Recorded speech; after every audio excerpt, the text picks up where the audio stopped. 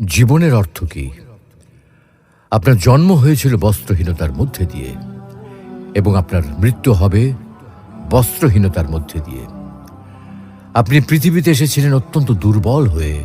এত দুর্বল ছিলেন যে মার সাহায্য ছাড়া খাবারটুকু মুখে নিতে পারতেন না। আপনি যখন এই পৃথিবী ছেড়ে চলে যাবেন, তখনও আপনি অত্যন্ত দুর্বল আর অসহায় থাকবেন।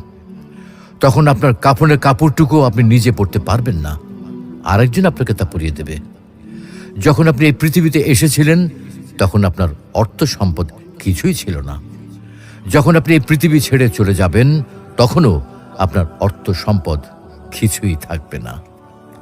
আপনাকে প্রথম গোছল যেমন অন্য কেউ দিয়েছিল, তেমনি আপনার শেষ গোছলও অন্য কেউ দেবে। আপনি যেমন পৃথিবীতে একা এসেছিলেন, ঠিক তেমনিভাবে আপনাকে পৃথিবী থেকে একাই চলে যেতে হবে। আপনার সঙ্গে